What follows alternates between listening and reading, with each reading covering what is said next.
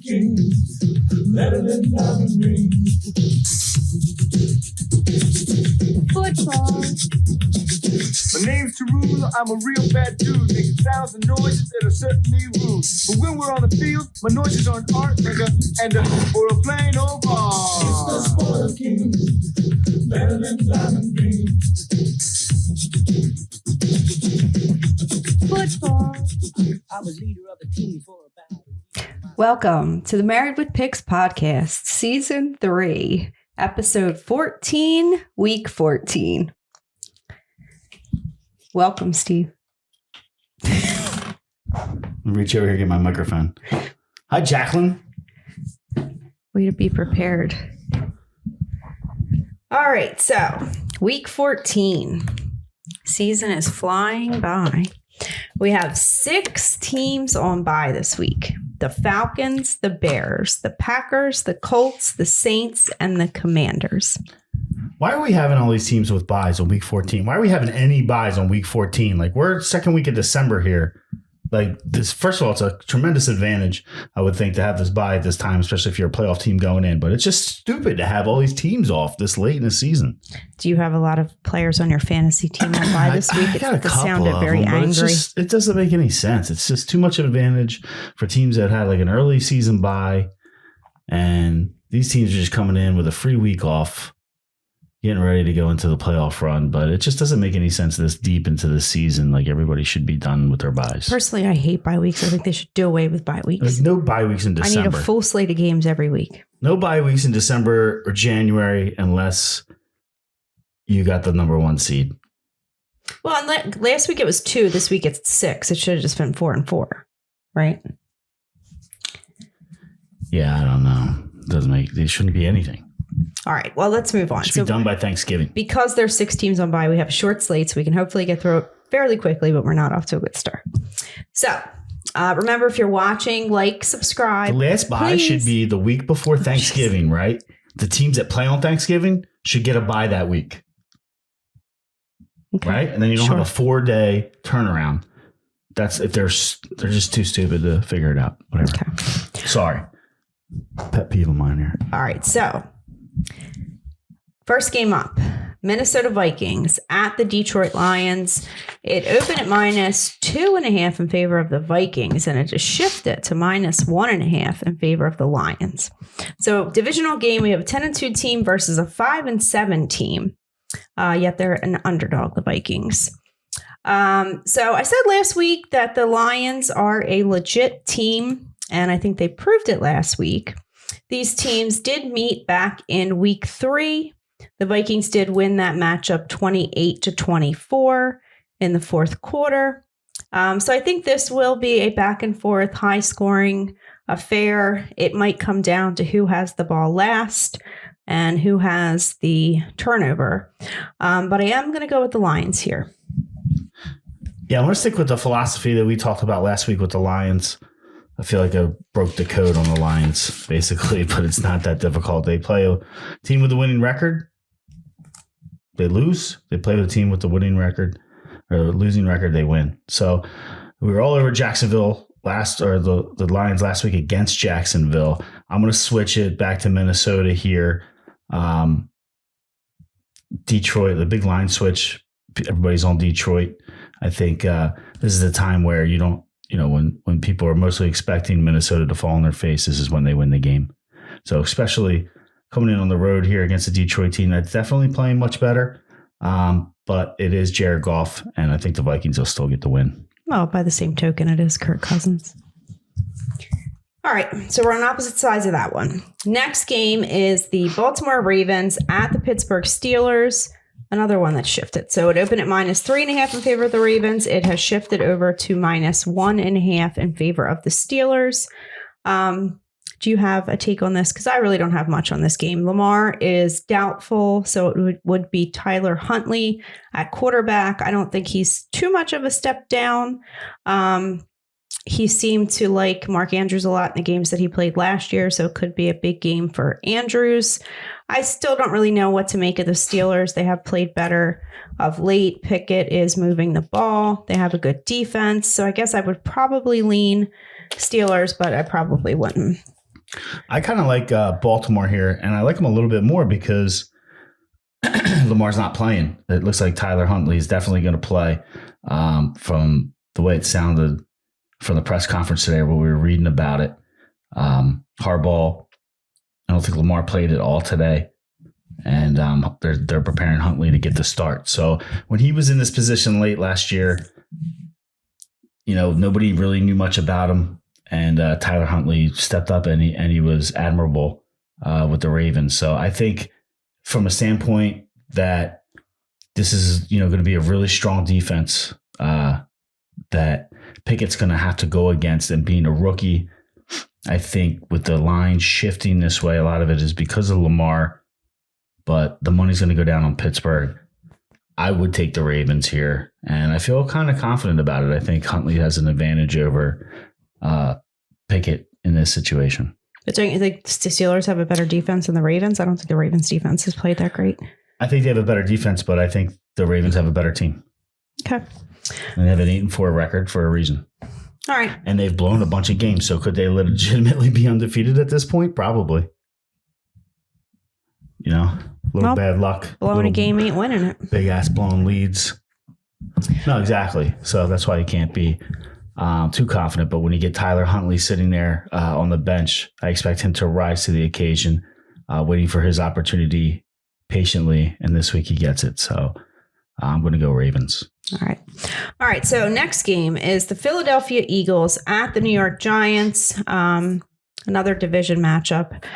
So this one's tough because I feel like the Lions are very similar to the Titans in that they're a run-first team. They play good defense. They don't have necessarily those star receivers, although I guess Darius Did you say Slayton. Lions or Giants?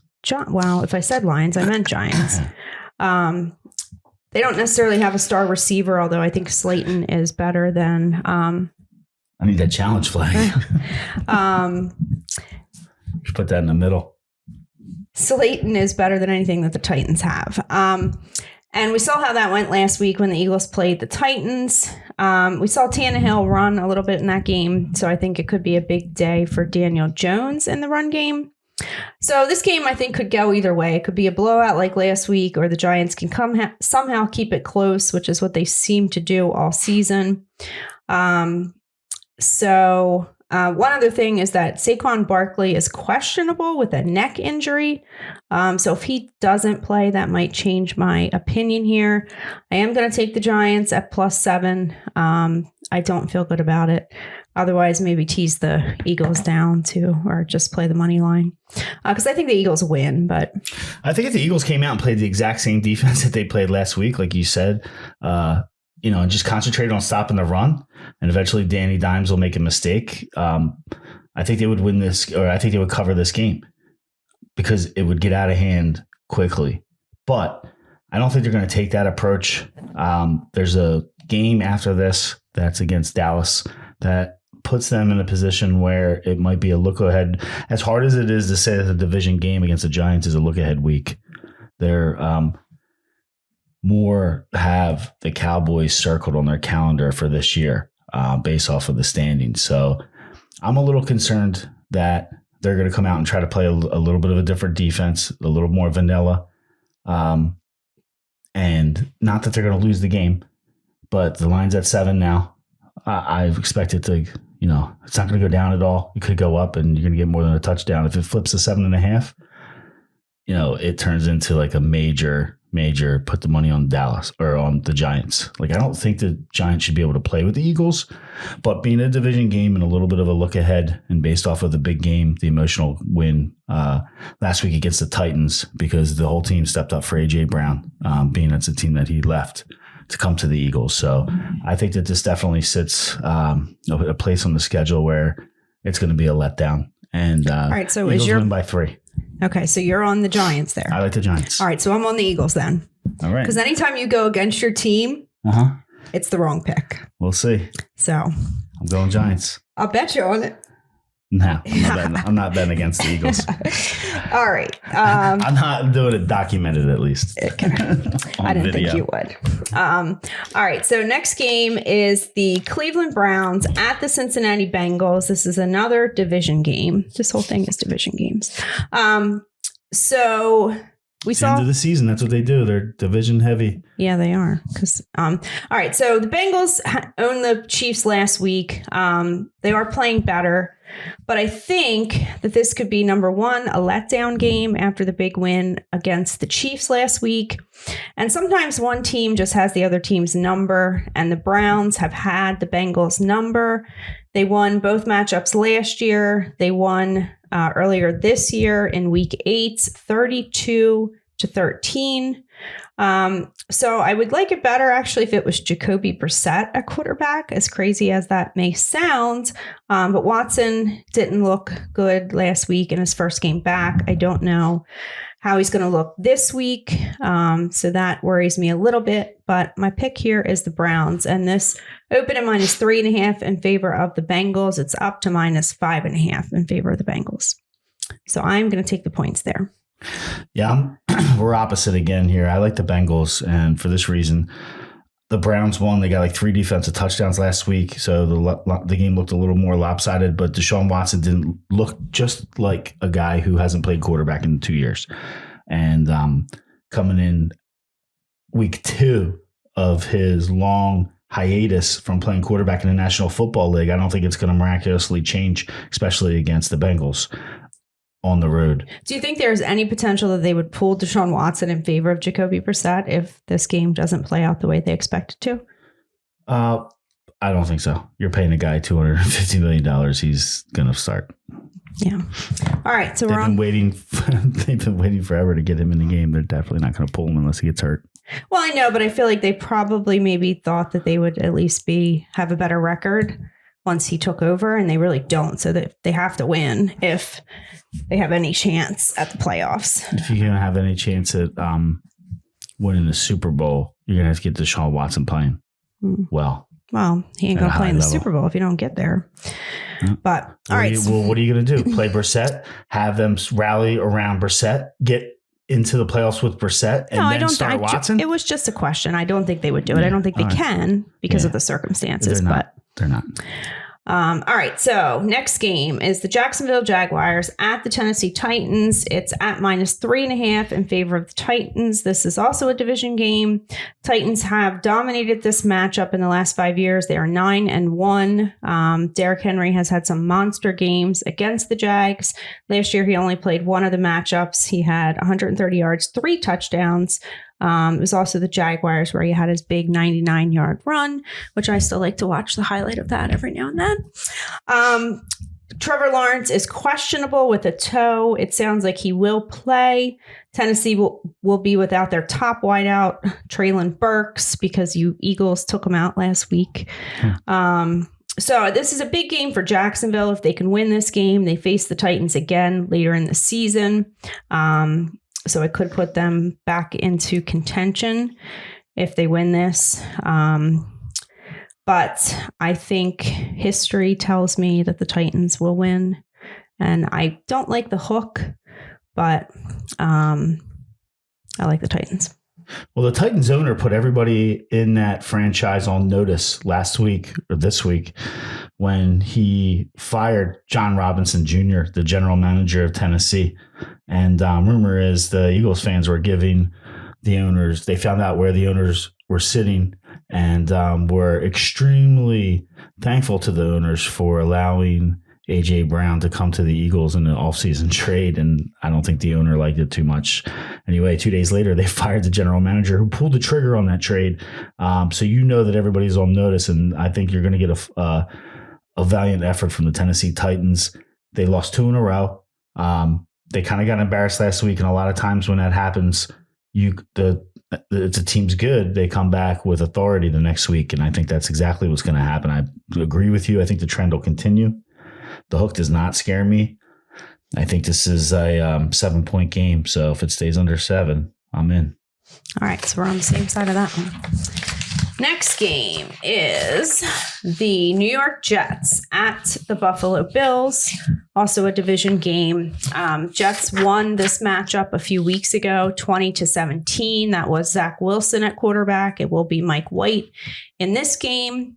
He actually started in one of the games he started last year was against the Bills. They lost that game 45-17. He had 4 interceptions. So to me, it really comes down to how Mike White is going to fare against the Bills defense. I think it could give him trouble, but it is a lot of points in a division game. So I am going to take the Jets. The line is at -10 in favor of the Bills right now. Yeah, I mean, I like the Jets. It looks like too many points. A little back and forth on this one. Too many points with Mike White there. I know that was kind of waiting last week to see what he was going to do, and they did not cover against Minnesota. Did not cover, but they should have. But they had like 8 chances in the red zone. Ridiculous. Yeah, and let's not forget that when this they were is at like the 1 yard line. Yeah, and they couldn't punch it in. And this is the team that already beat Buffalo earlier in the season at home. So I think they can go on the road and definitely keep it tight. The division game, take the points. Roll with the Jets. I think you'll know early in this game which way it's going to go. Like if he comes out and he throws a pick off the bat, then you know you're in trouble. But maybe I can easily see this being a backdoor.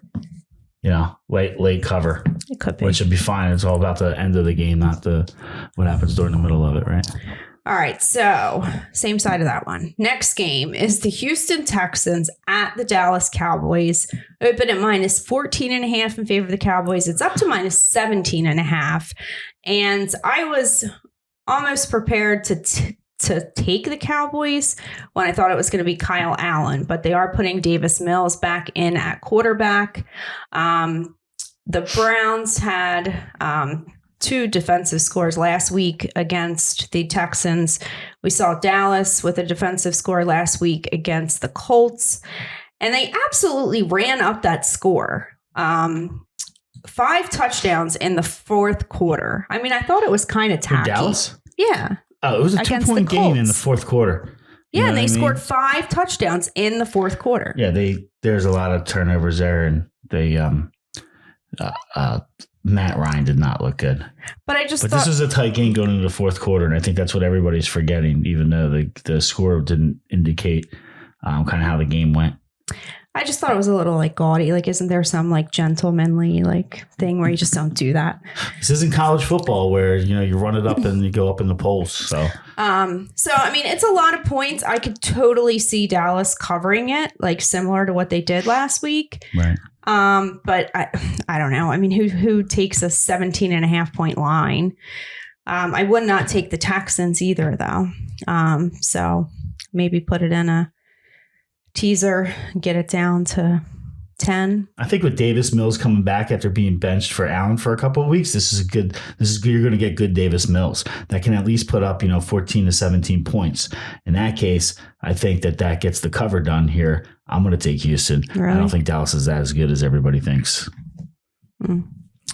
I don't know. Probably the most overrated team right now, especially with all the talk that's going on, in some of the national outlets like ESPN trying to give Dallas the kind of power ranking #1 spot in the NFC. It makes no sense. Well, the Texans have a very bad run defense, so I don't know. I guess what would worry me maybe would be Dak throwing interceptions, but I don't think they'll really have to throw it too much.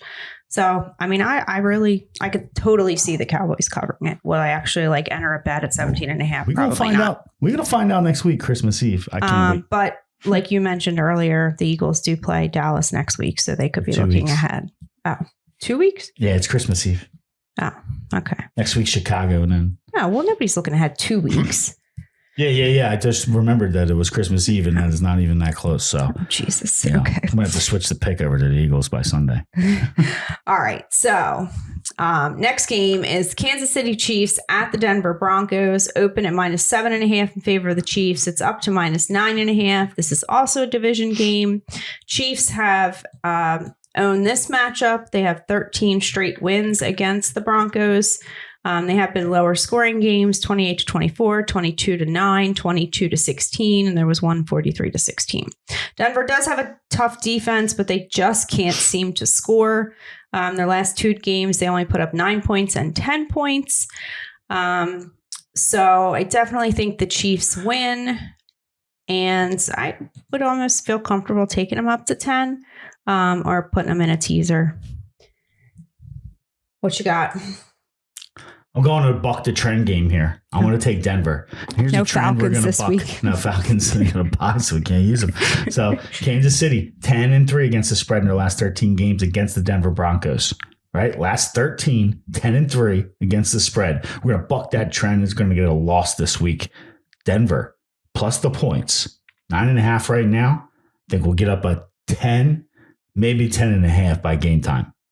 I'm going Denver. I think Russell Wilson starts to get these guys looking a little bit like an NFL offense the last couple of games of the 2022 season. Okay. Division game. Opposite sides again. I know, but it's just Denver. It's pretty bad. All right. So next game is Carolina Panthers at the Seattle Seahawks. It opened at -7 in favor of the Seahawks. It's down to -3.5. So the money is on the Panthers, 63% of the handle, 76% of the bets. We saw Seattle struggle with the Rams last week. I was surprised that they had that much trouble covering the 7-point spread on that one. Panthers do have a good defense. Seattle has all its running backs are all banged up, so I don't even know who's going to be running the ball for them. So I kind of feel like the Panthers are the right side, but I can't seem to get Seattle right this year, so I'm not touching this one. You know, the Panthers are 5-1 against the spread in their last 6. It's pretty strong. They are coming off a bye, traveling. What is it? West? Yeah, West. Yes, that's West. I had to think about it. Seattle I had to do the W-E in my head. To the left. Just like sometimes I have to go like that to figure out which is my left and which is my right. That's why I got the kids doing. Like, you put your hands up and whatever the L is, that's the left. Of course, half the times I think the one's dyslexic, so I don't think that works too good for him. All right. Anyway, back to the game. You got a pick? I'm leaning Seattle here. It's not a strong play, but I just think the Panthers are going to roll into Seattle, and they're not going to be able to deal with that crowd on the road. So I look at it maybe staying a little bit close early because of the fact that Seattle's going to have a tough time running the ball. But once they figure out how they're going to establish a little bit of a run, things should open up in the passing game with the 2 stud receivers they have, and Lockett and Metcalf. So we'll see. I think it's Seattle all the way. Okay. All right. Next game is the Tampa Bay Buccaneers traveling to San Francisco to take on the 49ers. Open at -5.5 in favor of the Niners. It is at -3.5. So I just have to say that last week I did take it pretty tough. Jimmy G going down. A little upset about that. Tampa Bay looked pretty bad again last week. Why, are you turned into a San Fran fan? I like Kyle Shanahan, and I'm a sucker for a good story. So I thought the whole story with Jimmy G. I feel like Jimmy G really got a bad rap last week, so now you got to find another team to go root for. Well, no, I'm not rooting for him now because Jimmy G's not there. Well, he should be back before the season is over, right? From what they're saying, he doesn't need off-season surgery or anything. I don't know. But anyway, I'm kind of surprised they didn't put in a waiver claim on Baker Mayfield. Yeah, so apparently they did not, because I was fully convinced that Sean McVay only did that to fuck with Shanahan. Well, it sounds like the Rams were the only ones that did. But yes, I did hear that on the radio, so there goes my theory. All right, so we have Brock Purdy, who will start at quarterback. He certainly seemed capable when he came in last week, but sometimes there is a difference for a rookie coming off the bench when they don't have time to think about it versus actually getting the start. I don't really like to take San Francisco as a favorite because I always worry about Shanahan taking his foot off the gas. We all remember the 28-23 Falcons versus Patriots Super Bowl. But this is Tom Brady's return to San Francisco. This is where he's from, where he wanted to play. So I think that narrative convinces me, even though I don't feel good about it, to take the Bucs and hope they can at least keep it close. Yeah, I like the Bucs too. I mean, with Hassan Ridgeway out in the middle of that defensive line and Garoppolo obviously not starting their quarterback, I think they're in trouble. So I think this is especially going to be a hurricane you're going to start to walk into with the Buccaneers, especially after they came back at the end of that last game and to win after being pretty much dead all game. And that hasn't been the first time that's occurred for Tampa Bay this season. They've played a couple games here where they're non-existent for 3 quarters, and then all of a sudden at the end they have enough to get back with Tom and get the ball one last time, march down the field, and get the win. So I think this is where Tampa Bay, we talked about how we get into December, they're going to start their march and look a little bit better. All the receivers are back, getting healthy. So as they start to keep talking about it, eventually January, it'll happen. Oh, here it is. Running out of time. It was week 2 years ago, not last year, the year before. It was like the second week in 9. December that they started to take off and roll to the Super Bowl. So I'm not saying that they're going to roll to the Super Bowl, but they're going to give it a good shot. They could. All right. So we're on the same side of that one. Next game is the Miami Dolphins at the Los Angeles Chargers. Opened at 1.5 in favor of the Dolphins. It's up to -3.5 in favor of the Dolphins. Should be a good game. Tua did not fare well last week under the pressure from San Francisco. He's not going to get that from the Chargers. Miami's defense is good against the run, not so good against the pass. It sounds like Herbert will get Mike Williams back. For how long, that remains to be seen. I think Miami will certainly be able to score. Chargers should be able to score. I do think that Miami wins, but in the back of my head, I have that Miami Bears game where I thought that Miami was going to win and cover. It was a similar spread, and they just couldn't stop the Bears. What about last week? Same thing, right? With the 49ers? How's that? Similar spread. But how is that similar? I think it was a similar spread, and they just could not. Well, but they weren't very show up against them. They lost by like 3 touchdowns, even with a backup quarterback coming in after Garoppolo. When Garoppolo came in, that game was close. Yeah, well, they had the defensive score at the end too, which screwed me because I had an alt line at like 10.5 and thought I was totally safe on that. Well, it sounded like you were starting to go to the Chargers. Is that what you were thinking? So I think I could see Miami winning, but did they cover 3.5? I think it's going to be a back and forth game. So I think I don't like that hook. I have to take the points. Yeah, I'm with you. And it is a must-win game for the Chargers. Yep. They did lose last week. If they're going to have any shot at the playoffs, they have got to win this game. Mike Williams is back. Yeah, for how long? Last time he came back and he said he felt better than he'd ever felt, and he played 1 snap. So, but yeah, I'm going with the Chargers. I'm going with the Chargers too. Okay. All right. And then the last game of the week is the New England Patriots traveling to Arizona. It's at -1.5 in favor of the Patriots. This one's kind of tough because the Patriots haven't really looked good the last few weeks. They usually play pretty good defense. We have the Cardinals coming off a bye week. I think overall they obviously have a better offense. It's Belichick versus Kingsbury. I think Belichick clearly wins that matchup. They did struggle against Fields, the running quarterback thing. Kyler Murray obviously can run.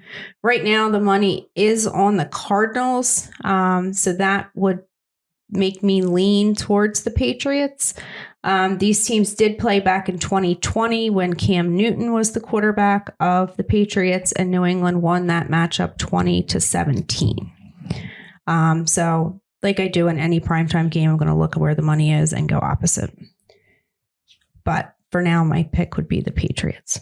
Yeah, I'm going Patriots too. I just can't take a Bill Belichick defense to lose against Kyler Murray. So I think it's too much dancing around and not enough, concentrated offense there where he's staying with the script. It looks like he just goes and freelances a lot. And I think that that's going to fall right into Belichick and New England's hands when they devise a scheme that they're going to trap and spy on Murray.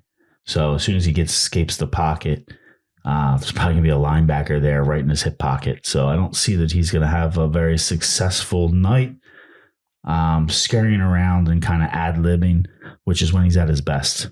So if he's unable to do that, I don't see any way that Arizona is going to be able to win this game. And it's a 1.5 point line, so it's pretty much whoever wins. I'm taking New England. All right, same side of that one. All right, so remember, if you're watching, like us, subscribe. Feel free to leave a comment. That'll do it for us for week 14. Peace out. Peace out. I have to say that. I always say that. I know. So I jumped in ahead of you.